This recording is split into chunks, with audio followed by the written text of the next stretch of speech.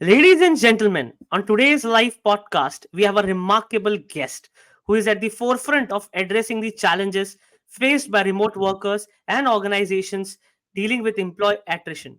Please join me in welcoming Carl, a passionate advocate for fighting isolation and enhancing the remote work experience. Carl understands that the key to successful remote work lies in fostering small and natural interactions. Carl emphasizes the importance of these small talks in improving relationships, sharing knowledge, creating an environment where asking for help is not only easy but also more natural.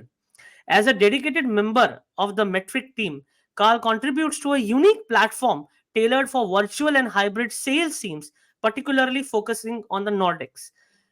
Metric stands out by offering branded and engaging meetings purpose built for sales, providing critical KPIs and insights into sales teams and assets.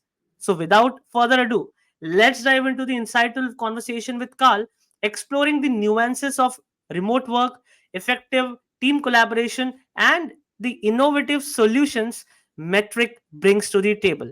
Welcome, Carl. How are you? Thank you for that introduction, Sagar. It's a pleasure to be here and it's a pleasure to speak with you. I am good. Thank you very much. It's been a good start to the week and a long day here in Sweden, and we're just now wrapping up. And we see the darkness setting in January in Stockholm. Yeah, it's already 9 p.m. here in India. So I understand, but wonderful, good way to unwind the day, having a good conversation, discussing some topics which we both are passionate about and sharing with the global community. Uh, Carl, like how did you become involved in addressing the challenges of remote work and employee attrition as well? So I've been doing a lot of work in these areas over the years, and I've been a background early in my tech career days. I was working a lot with talent, hiring, consulting, and then the pandemic hit, and everything moved remote. I was at a company called Indeed at the time, and Indeed was among the first to close their offices, and we were already selling everything remotely. So because we were located in Dublin and selling to the Nordics market, and the Nordics, for your international friends, that's Sweden, Norway, Denmark, Finland, and Iceland. So Scandinavia plus. But because we were already selling internationally remotely, it was very easy for us to just close down our offices and start working remotely. So that was what we did, and this was great to an extent. But there were also a lot of things that really weren't in place. This was a shift that was forced upon us, not something that we had planned for and prepared for. And a lot of organizations felt similar things. This led to people being isolated in their homes, and while the pandemic isolating people didn't really help, rather it made the problem a lot worse. And we saw a lot of people not doing too well on a personal level, and this spilled over into the professional level. And a lot of organizations saw a lot of attrition, where I don't know if you remember this, but there was a lot of talk about the great resignation, where when companies Yeah. shut down their offices, a lot of the perks that kept people in office or in their position, they weren't really available. So suddenly people realized that, wait, this isn't really for me anymore. Uh, and that's something that we felt on a global scale, enough to give it a name, the great attrition, and it's preventable. It's preventable Mm. by engaging people, making sure people are connected, that people still building friendships at work, and uh, doing things outside of only these work meetings for a specific task, for a specific end result. Carl, I have a quick question here. How do one differentiate when a company is genuinely supportive for its remote team and employees versus an organization or a company which is not? Because what I have realized it that yes, the HR teams would want to implement things because they have their KPIs that people should not resign, people should work with the company, they should not get hired by the competitors, and they have their standard SOPs, a standard practice which they do. They do a lot of employee engagement, everything. So one is just replicating what's there, and one approach is when you're genuinely taking care of team employees and trying to really solve for the biggest reason why everyone wants to work is fulfillment. What are your thoughts here? That's a really good question, an important distinction to make, Sagar.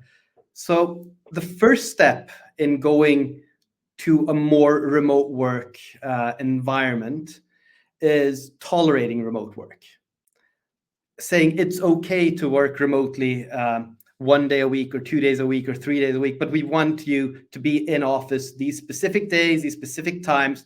We tolerate things outside of it, but we're still doing things the same way we did when we were in an office, and we need those machineries to work. We need that to work, and to do that, we need to get back into the office and do that. So tolerating is step one. Step two is actively encouraging people to work remote. And to do that, you need a bunch of different checks and balances in place. You need different routines. You need different practices. You need different tools. You need a bunch of different, you need to manage in a slightly different way. And these things, they add up. But that is going from tolerating remote work to actively encouraging it. And the shift in mindset here, not just mindset, but also in practice, is actually rather big. This is a hard thing to do, Yeah, but when you yeah, do it, when you're able to do it, all of the things that work well in a remote setting also work remarkably well in an in-person setting. So it's very easy to go from a remote first or a remote encouraged environment and apply that in an in-office environment, but it doesn't really work going the other way. So you need to sort of evolve how you're working, and a couple of things that may seem basic, but that help immensely is facilitating connections between people, arranging offsites so people can build friendship relations and not just professional relations with the people they work with, making sure if you have a hybrid meeting with a round table of people and some people joining in externally, not just setting up a conference room camera, but having people mute themselves and set their computers up as if they were joining remotely. So you're lessening the distance to the people that are joining remotely. And there are a bunch of different practices that you can do uh, not to include the remote people, working with knowledge sharing, setting up a learning management system so you know where to find information without necessarily having to walk over to the next desk, or setting up a virtual online office that allows you to walk over to the next desk. But there's a whole range of things to do, and they're all important. yes, yes. Thank you, Carl, for sharing that perspective. One thing which we both share in common, and is that the import. I mean, common as well as we practice, and I have seen it. Practicing as well as I know for sure. One thing is genuinely having heart to heart conversation, or those small conversations, natural conversations, which actually helps to build relations. And I think you have been also advocating that. But the biggest challenge, yeah, you wanting to share something? Yeah, absolutely. I'd love to hear what the biggest challenge is, and going Yeah, into yeah. that. So yeah, These so small one of the big, conversations, that's yeah, the soul the skill. biggest challenge, yeah. So the biggest challenge is, let's say people who are in the same management level. Let's say, I'm just for the ease, I'm just sharing, even in remote teams, there is a top level, mid level, let's say level 1 management. A lot of those conversations are happening amongst their levels. But what if a level 1, based on his experience or whatever in the place in the organization, if he or she wants to have a natural conversation with level 3? So what are your thoughts there? Because this is the biggest challenge. That's where I just feel, because it's in my understanding, it's the middle level's responsibility to ensure that the culture is being set up in the organization, and that flexibility of having those small, natural, genuine conversations among the chain is critical. So you may correct me if I've if I've if I've articulated in the other way, but this is, I feel, is a big challenge. And what's your take on that? So that's a very multi-bottomed question because that touches on several different things. Uh, One of the huge advantages of remote work is it's very easy to set up a global presence because you don't need an office in every single country. And so you can just hire the people that you need in the different countries. This makes it easy to expand and grow quickly, and doing so too quickly, you might get into a situation where you're not fully culturally aware of the expectations of the people in those areas. And one of these cultural areas that are key to sort of at least understand and respect is the cultural relationship to hierarchies. Sweden is a very flat culture in many ways. It's I can be an entry level rep working my first or second week at a company and walk over to the CEO and say, "Hey, can I join you for lunch?" And that's not necessarily a strange thing. Whereas in, say, an American company, um, they're very, very hierarchical. And to reach out to, as an entry level rep, to reach out to the CEO and say, "Hey, I've got a question about this." Mhm. That just doesn't happen. And I have a story about this where a friend of mine moved to the Netherlands. Netherlands is also a very flat country from a hierarchical perspective, and had a question about something that she needed urgently. So she CC'd the CTO on an email saying, "Hey, could you have a look at this?" And both her manager and her manager's manager came running in a panic, basically saying, "What have you done? Why would you do that? This is not how it's done in the American company where she worked." And this ended up being a laughing story because it was obviously not ill meant, but it highlights that difference, and that difference works in the other direction as well, where um, a an American company bought up a Swedish company and tried to get to know the Swedish people. And it was a knowledge-based company, so a lot of the value in the company was in the people they were working with. And one of the things that you could sort of earn by a good performance was a coffee date with the CEO. And all of the Swedes were like, Why should I need to? Why can't I just go over and ask for a coffee? If you want to get to know me, why don't you as a CEO walk up to me and buy a coffee for me?" And that's sort of the expectation. So that shift in cultural awareness of hierarchies is challenging to begin with. And then putting that into a Mhm. remote perspective, when working remotely, a lot of these social cues, they're just missed. The issue with the email in the Netherlands wasn't so much that she didn't understand the hierarchies in the organization that she went into, but rather that she communicated in a way where a lot of the context is lost. So her intention wasn't known or clear in that sense. And that happens often when working remotely. You lose a lot of the communication that happens naturally, a lot of the body language, a lot of the um, context around a question because you're forced to drill it down into a direct message or a slightly longer email, or you book a meeting and you talk about this specific concept. Yeah, yeah, So it makes it a lot harder. You need to be aware of this, and you need to be aware that there's a cultural aspect of how people perceive these things differently. And if you do that, then you can manage very well. yeah, yeah, But it all comes back to awareness and assuming good intentions. A beautiful phrase, yeah, but it really absolutely. Yeah. So, Ka, like, it's like almost now.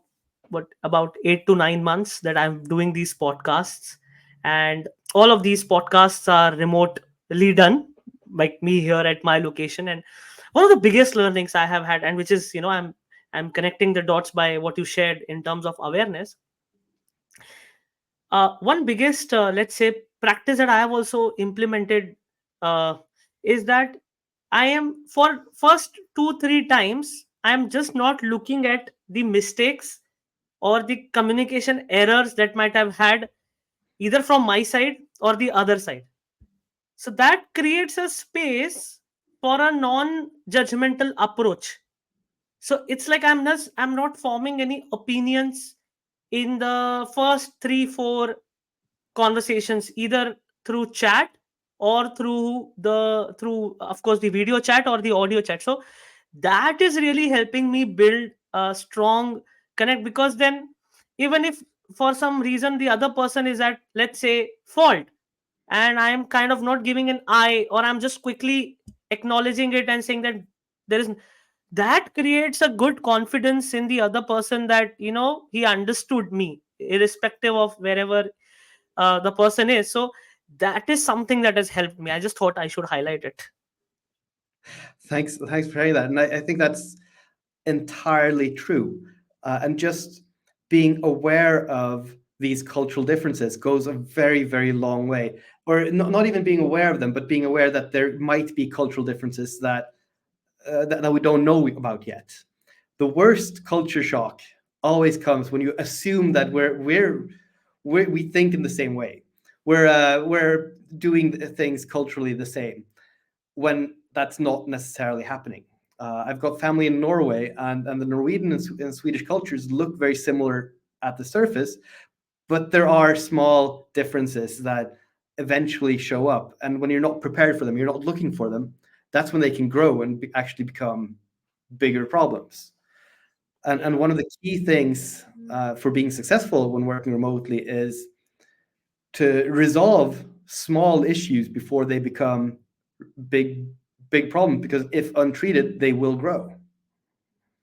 Yes, yes. In fact, this gives me another insight, because in my, like, spend a lot of time practicing some form of meditations, and I listen to a lot of good podcasts, because that is also where I get my energy from.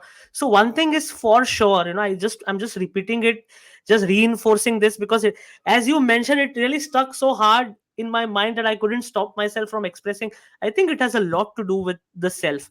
There are tools that are available online to kind of facilitate it, which we have to leverage, of course, in its full potential.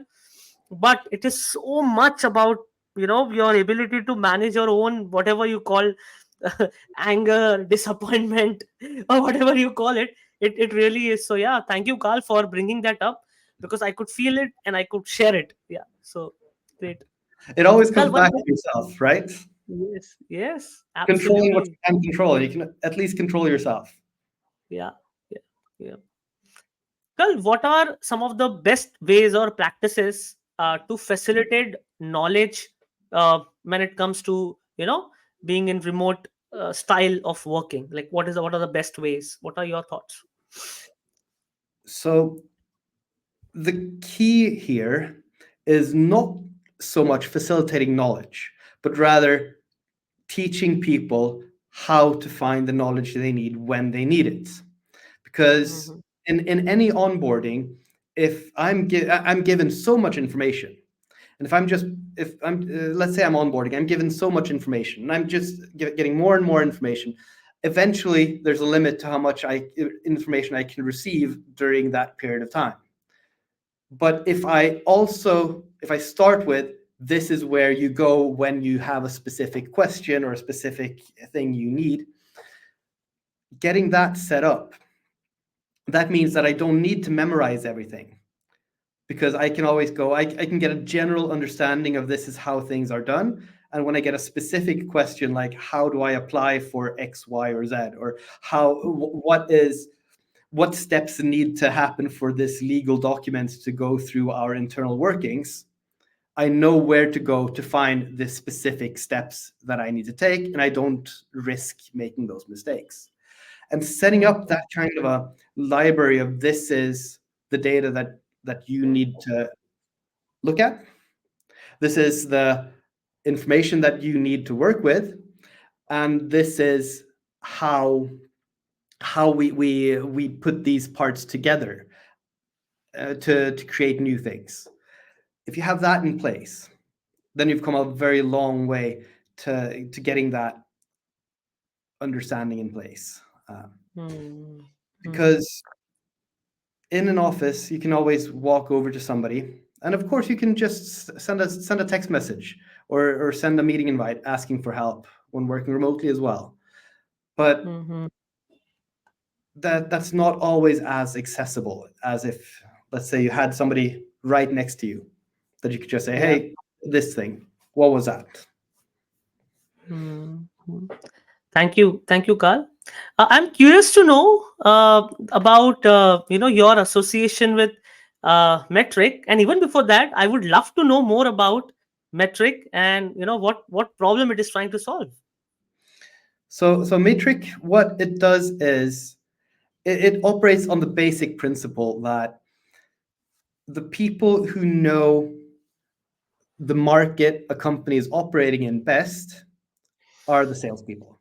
They're out there every day speaking to potential clients, listening to what they are saying, what they are wanting, what they want to see, and how they're doing things.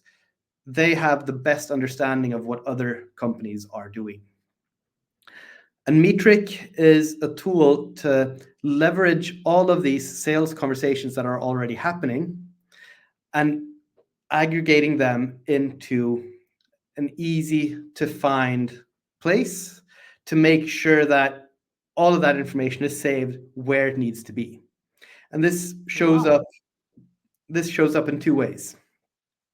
One of them is salespeople don't need to take notes because that's done automatically and it's automatically logged. So when you go back and say, okay, Sagar, we had a conversation 12 months ago. What did we talk about then? What did you say was upcoming? What initiatives were you hoping to achieve? What would you want to see from us to after those have been completed? So you can always go back and look at that. And the second part is the aggregate, and that is for say a product developer. Should we develop feature A or feature B? Well, what have prospects been speaking about? Turns out feature Hmm. B shows up in 20% of the call, feature A in 1.8%, but there's also this feature C that we didn't even know about that pops up in 18% of the calls. That should be something that we didn't even have that on our radar, but that's something that we should look into. Or a sales leader figuring out that, okay, competitor A, B, and C, suddenly everybody's talking about competitor C out of nowhere. What are they doing? Why are people talking about them? And what's our plan to address that? So it gives not just does it save salespeople a bunch of time and not needing to do admin because you've got that, it makes all of the conversations that are already happening accessible and searchable for the rest of the organization, giving insights into what's happening, which can then be used to guide the company going forward. So, Carl, is it like as if, let's say, I have a product, or let's say I have a SaaS product, and I am in a call with my potential client, and it's like it in a way records the conversation, and then it in a way understands and separates the keywords, and puts it gives a structure to it. And just a quick question, uh, then how in this process uh, the emotional or the social aspect is being addressed? The reason I'm asking you this question is sometimes clients, I'm sure, Carl, you would definitely agree with me, sometimes they would highlight competitors product more just to negotiate better. They would. Absolutely. Absolutely. So I just want to understand, like, I am just sharing, it just came quickly to me on one of the ground realities or ground challenges, but feel free to share some more ground challenges that you see, and then how is metric addressing that as well? So, on a first and basic level, Metric records calls and then transcribes it. So, Okay. converts everything that's said into writing. And this Okay. writing is then analyzed, it's run through a bunch of different filters. There's AI magic applied to it in a bunch of different ways. And Yeah. and that basic recording is sort of the first baseline of everything. Yeah. The Yeah. Yeah. second layer on Yeah. top of that is exactly what you're saying. Yeah. Analyzing sentiment. Are people positive? Are people negative? Is that changing over time? Keywords. Are they? How are they popping up? Um, uh, is there any change on the market? And there are a bunch of different possibilities, and you can customize them pretty much indefinitely to build dashboards looking at specific aspects of what you are interested in. So it gives you insights into what are people saying out there, and you can of course tailor that to what are your people saying and what are the prospects saying. So you can get different things from that. Then the third level, and we're not quite there yet, but we're just at the breakthrough point, Of course. Of course. Yeah. is figuring out how these deals progress a through a CRM. So then we can start looking at, okay, deals that win. How many deals that win mention the weather? And that's a Mhm. super basic example, but I have a theory that better in sales you focus a lot on closing the deal, and then before closing you need to handle objections, and before handling objections you need to do discovery to figure out what the pain is, and before discovery um, and a lot of sales training focuses on closing and handling objections because those are relatively easy to break out. But I have this suspicion, I've had it for a very long time, that deals are actually won. People want to work with people. Deals are won not when you close, not when you handle objections, not even when you're doing discovery, but when you start at the first stages of the call, when you start building a relationship and you start figuring out, okay, who is this Sagar person on a personal level? Who am I? What personality am I showing?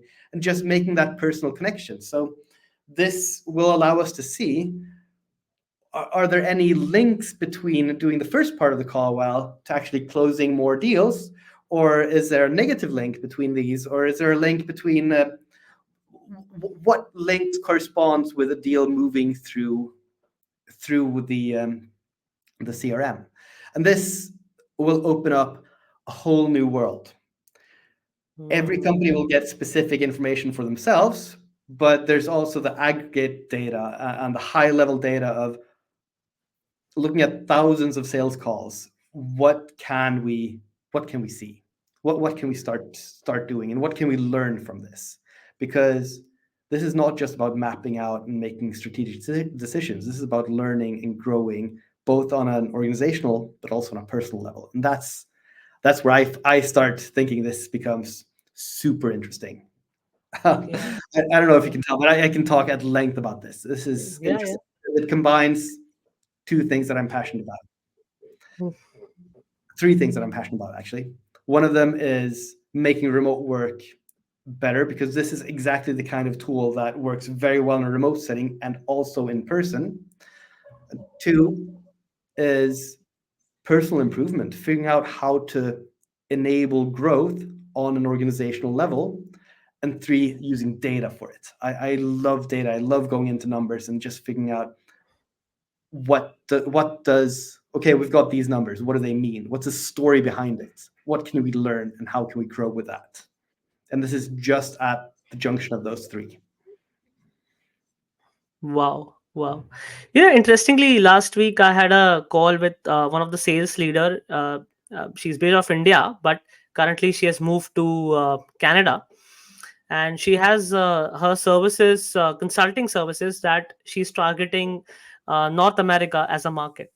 One interesting insight that she shared, which subconsciously I was aware about, But then we spoke about distraction, and you know closing deals has become way tougher in this let's say digital era, because everyone is bombarded with information as soon as they're looking at their calls, their emails, and then even the number of calls that happen virtually.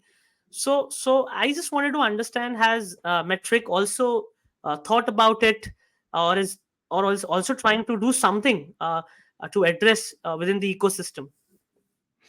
Uh, to address the number of calls happening in the sales ecosystem. And of course the distraction part, the distraction part, Carl, because imagine doing sales maybe 10 years ago. You have a kind of a time where you have a interaction, you talk about your product. there are there was a brief amount of time, but look at the way we have engineered ourselves in this digital era, that once, let's say, I'm sure, Carl, once we are through the call, let's say, because it's the end of the day, but even if it would have been the beginning of the day, we would be just glued to so much of information around it. That, I mean, what she was sharing with Miki, that is also causing delays in sales closure, because the kind of the information age that we are living is, so that distraction is making even this, let's say, just the calls, the even if the deal is so close, it is taking much time. This is what I learned, and it was very fascinating for me to realize that, oh my god, these distractions have got into the sales. So I just wanted to get a perspective, because I know at the time this is the stage where you're building, and you're also sharing this with companies. So I just wanted to understand, has the distraction aspect also taken into account? So, having worked in sales for a number of years, there has been significant change in how sales professionals relate to sales, Mm-hmm. and what technology has enabled. And we're seeing, and that is going faster than ever. Uh, a good example is outreach sequencing tools. Anybody can feed thousands of email addresses. Anybody can find thousands of email addresses in public databases. They're readily available. There are a number of them with varying quality. And anybody can take thousands of emails and feed them into a sequencing tool and say, send one email doing this, one, if there's a response, do this. If not, send next email. If not, connect on LinkedIn. If not, run a do this, do this, do this, do this. And people are building sequences with a lot of different touch points through a lot of different channels. And this means that the volume of outgoing business communication is a magnitude of order. I don't have data on this, but I'm guessing a magnitude of order larger than just 5 years ago, because it's just so much easier to load up a spam cannon and blast out to everybody, Yeah, which yeah. of course becomes a distraction because it's not targeted, it's not relevant, it's not. And this is very easy to do. Just copy paste a message, run. Anybody can do it. But what I've seen in just the last year or so is going back to basics has been very, very helpful. Actually lifting your phone and calling somebody, people aren't expecting that because the if you use a computer gaming term, the current sales meta is people do bulk sequencing, so then you can do something else and that makes you stand out. And I've had a number of calls, especially me selling to sales leaders, where I open with, hey, this is a call, this is a cold call, got a minute, a cold sales call, got a minute? And I've had multiple people come back and say, what, cold sales call on the phone? Are people still doing those? Yes, of course I'll talk. And it's not always easy to get the numbers, but that's a way to just do something differently. Then I've had a number of people saying, cold sales call, you know what, I might not be the right person here. Maybe you should speak with somebody else. And once I get a connect, the success rate is like 90%. to actually have a conversation, then you're not necessarily having the right conversation with the right person, but people are typically happy to tell you that. And people are friendly in a way that they weren't when I started in sales, because then everybody was tired of getting phone calls all the time. So that has definitely shifted.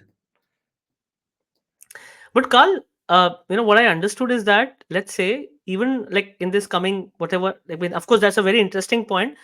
But then it takes some level of, uh, I'm sure, skills, expertise. But how does it feel like when you say, "Hi, this is a cold call"? Like, but how where this idea came from? Like, I'm the reason this is coming to me is, again, this is from a cultural context here in India. If I just do a say, "Hey, I am Sagar and this is a cold call," they'll immediately cut the call even without saying anything. Does this happen? Not once. Hasn't happened once. Hmm. Uh, if anything, people say, you know what, yeah, I'm not interested. And that always that opens up the question, all right, are you not interested in the product? Is the timing wrong? Or do you just not want to speak with a salesperson? No, I don't want to speak with the salesperson. Fine. Or actually, Okay. call me back in 20 minutes or in 2 days or in 3 weeks or whatever it is. Timing is wrong. Or this product isn't right. And then suddenly I've got a bit more information. It's not just a hang up. So Hmm. that's absolutely something that I've seen a lot of positive change over the last year because people aren't doing it as much. And in sales, it's about sticking out and being different and being memorable. Right now, that works very well. Yeah. So, Carl, what makes Metrics story different from other platforms that are there in the market? So where we typically win, there are a couple of other platforms, and they do really, really good things.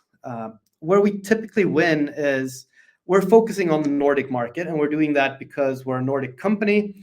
We're we're a company run by people from or that, who have been living in the Nordic market for a long time, and that's typically not the focus of the competing actors. They're looking at bigger markets, higher dollar values, more money, more clients, more potential customers, which means the Nordic markets aren't really a focus for them, and that is an opening for us. Uh, the Nordic markets has a number of different requirements, and us specializing on it gives us a competitive edge in this particular area.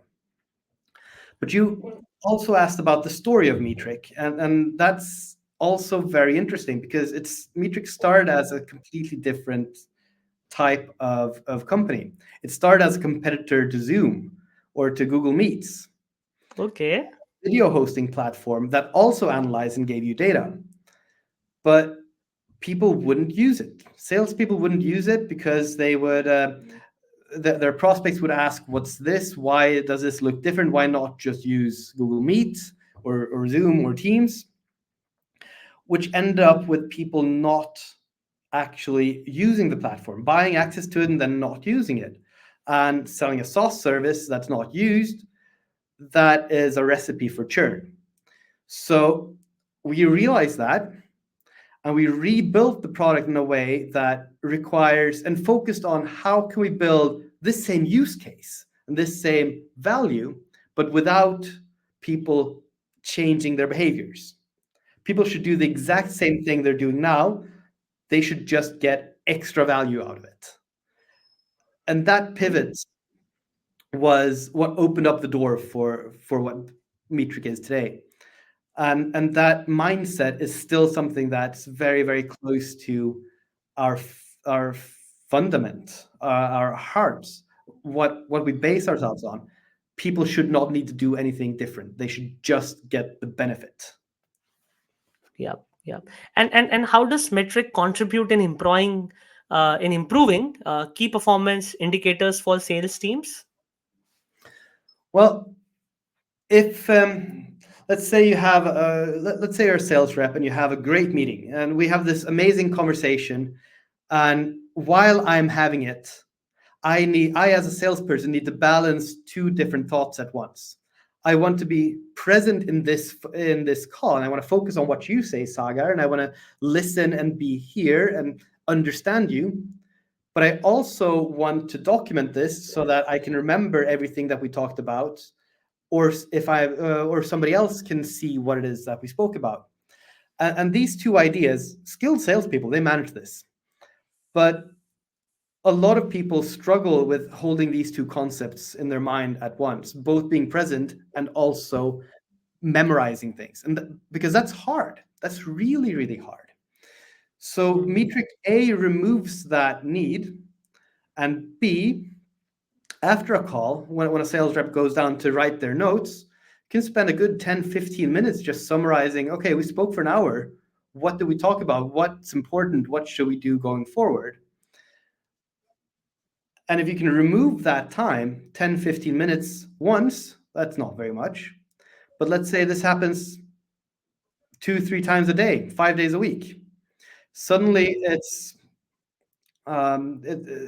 hours saved every week that a person can use to either study and develop their skills, or speak with more clients, or stay on top of processes, or get time back with their family, or time for themselves, or whatever it may be. So from that sense, Metric makes sure that salespeople are using their time in a way that both benefits themselves and their company without reducing the quality of output. Yeah, yeah. Thank you, Carl, for sharing that. So, how are you ensuring that from a cultural perspective of the Nordic, how are you ensuring that the product and the product that you're building is, is addressing the way they think? Just getting wanting to get some insights there. Well, we are us people working. We we're very well aware of how how the Nordic culture works, because we're from it. We live in it. Yeah, We're a part of it. yeah, Uh, and this is our main focus. And it's one thing if a competitor sees a small market that we don't really understand it, we don't really know people in it, we don't really um, we're not necessarily able to focus on it yeah. because of bandwidth issues, as opposed to somebody who is not just focusing on it but steeped in it. And that is there's a very short window of time when that differentiator will be key, but it allows us to set us up in a way that we can keep building on that going forward. Hmm. Hmm. So, is there any success story or a testimonial from any of your clients which you would like to share? I mean, it's okay if you want to name them. It's okay. Even if you don't, I'll leave that option up to you.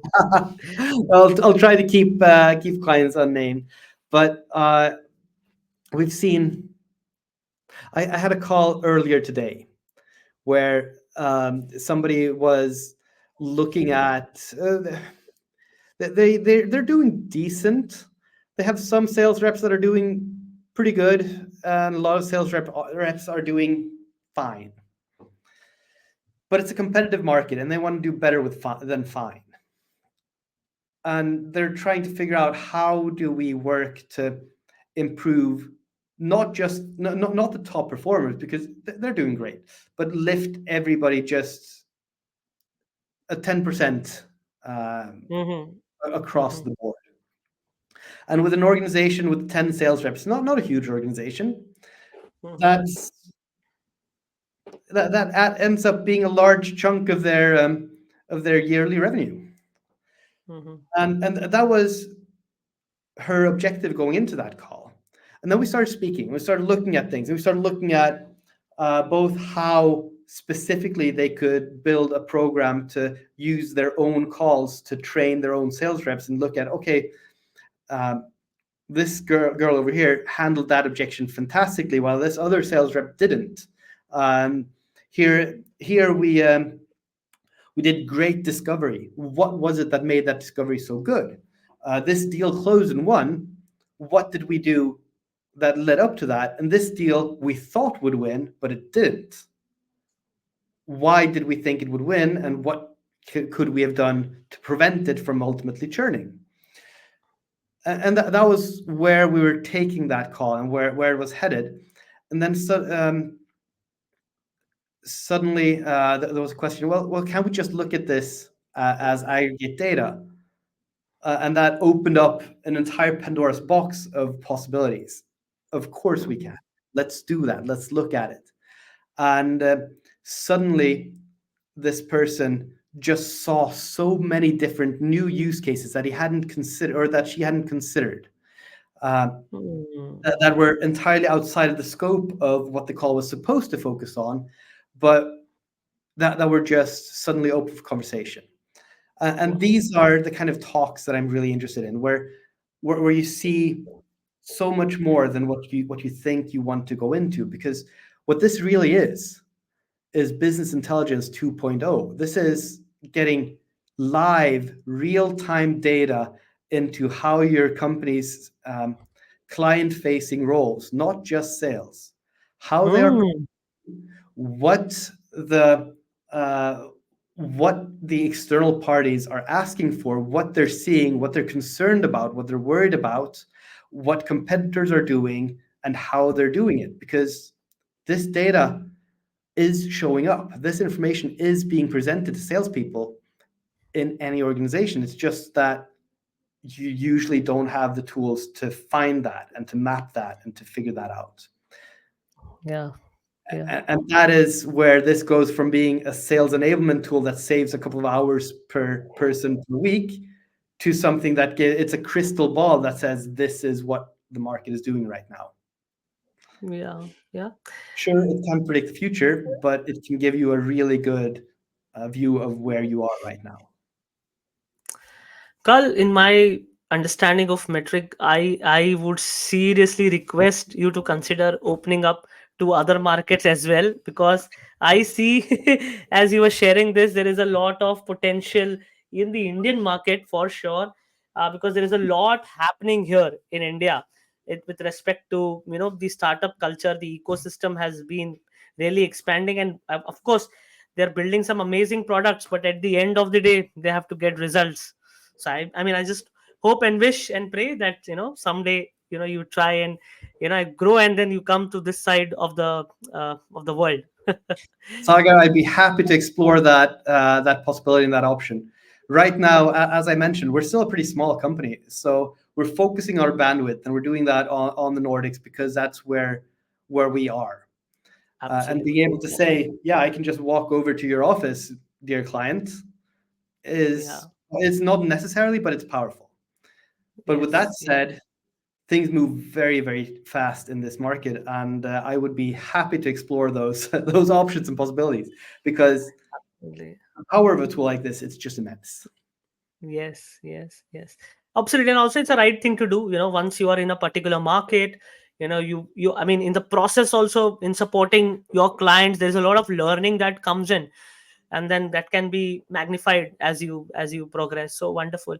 By the way, Carl, I forgot to ask this, one of the signature questions I ask with uh what is your perspective on the future of work? On the future work, well, there's only one way work can go, and that is more flexible. The future work Yeah. is flexible. And this ties into a lot of the things we were talking about remote work at the beginning of this call. And remote work is, once again, something I'm deeply, deeply passionate about because of all of the positive effects it has for people, both personally and professionally.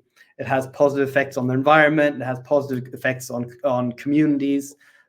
There's so much to be won through remote work. Mm. And the interesting thing here is the trend cannot go in any other way. And Yeah. the reason I say that is the amount of working days in the US that are remote, it shot up during the pandemic when offices closed, obviously. And then as Yeah. offices opened up again, it declined rather sharply. But for the last 12 months, it's been stagnant. It's been on the same percentage, same Mm. decimal, plus minus 0.1%, but overall. at that same level. And this is not unique for the US. We're seeing the same trend, the same stagnation in Germany.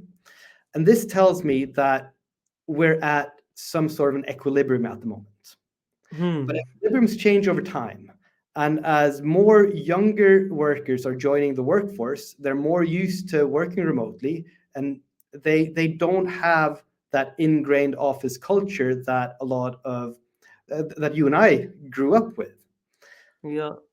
And at the same time, as senior managers are leaving the workforce and going into retirement, we will see a shift in mindset around remote work and flexibility.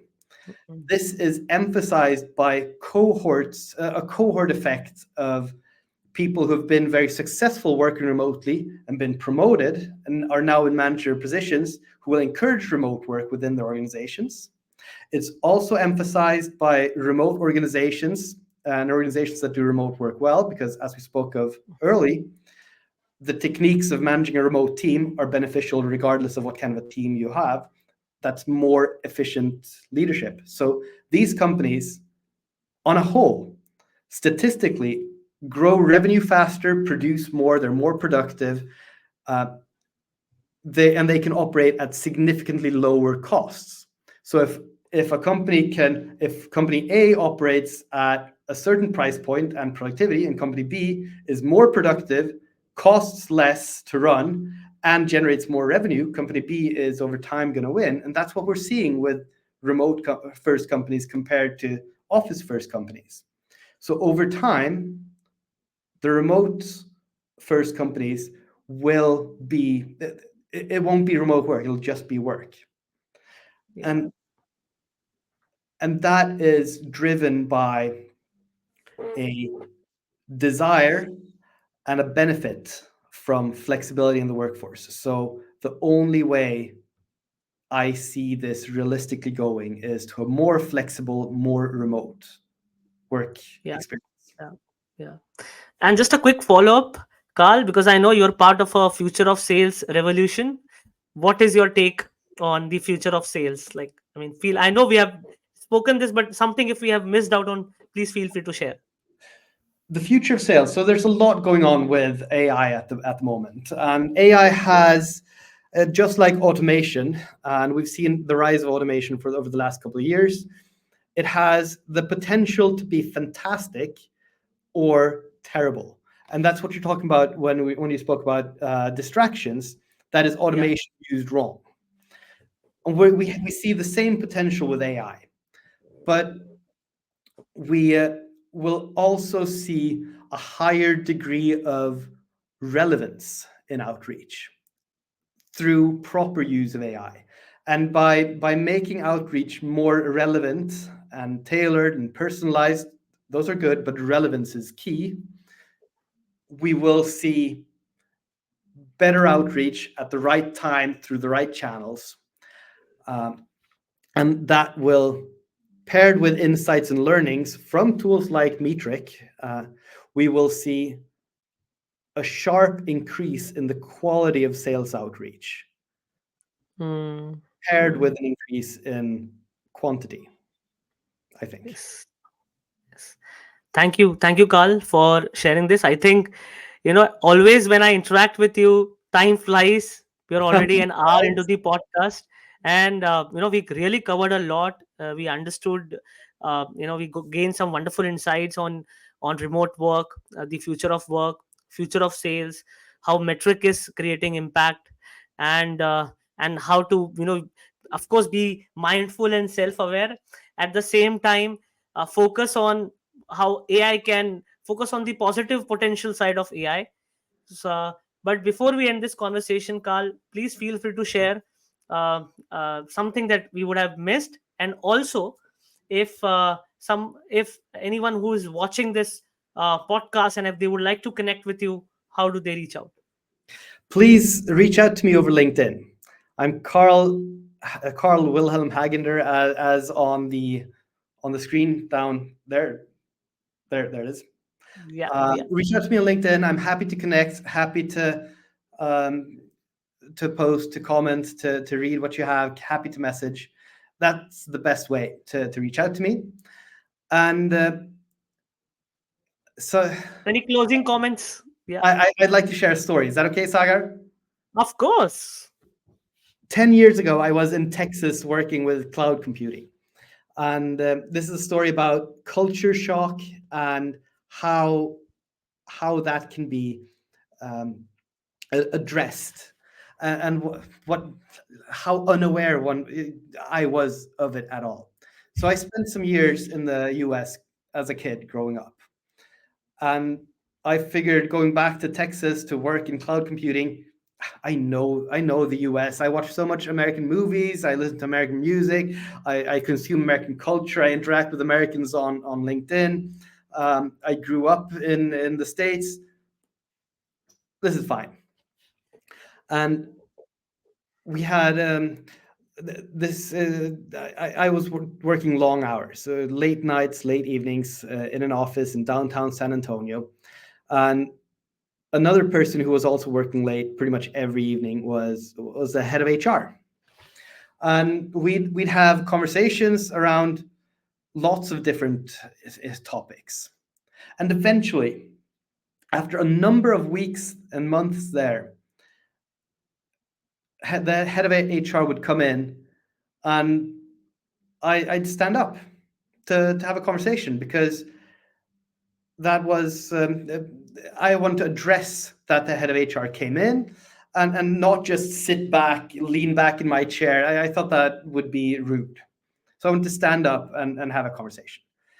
And the head of HR asked, hey, can I share something? Every time I come in here, I enjoy our conversations. You're a super nice guy. I really like this. But every time I come in, you stand up as if you're about to leave, and that stresses me. That means that I'm that makes me feel like I'm intruding into your space, and that is hard for me. Why are you doing this? And this is what would later be seen as a microaggression. This is me doing a microaggression on somebody else to make them feel uncomfortable in the situation, which was obviously not my intention, because my intention was the opposite. I didn't want to be rude. I want to acknowledge the presence and acknowledge the person and stand up and address them as a show of respect. Yeah. And because this was brought up, we were able to talk it out and laugh about it, and realize and build our own consensus around, okay, how would you prefer that I acted here? And this was two people acting out of courtesy to the other, without being aware that there was a cultural difference. And had this not been addressed, I would have been fired, because this is head of HR thinking that I'm deliberately being rude and patronizing, which was absolutely not my intention. So that kind of cultural awareness, when you're not aware of it, when you don't know that there is a difference here, that's when it starts to become a problem. But as soon as you lift it up and talk about it, you can always find common ground. And it's the same in remote work. It's the same in sales. Just figuring out what the common ground is, that's where you win. Yes, yes. And I think one more learning that I gained from this story is, uh, talk out your intentions and be transparent. I think, yeah, and that is what is helping me also build, some of the best connections that I have made. I mean, which I never imagined maybe a year and a half ago, that I'll be able to build strong relations, because I understand the importance of physical presence. But yeah, thank you, Carl, for sharing that story. Really, I'm going to share it with some of my colleagues here.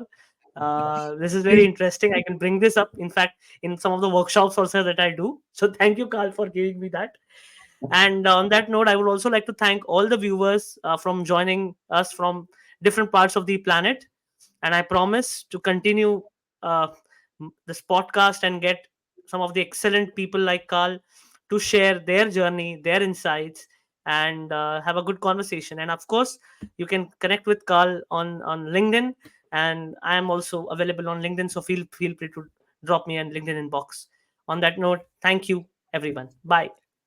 Thank you so much, Sagar. Bye.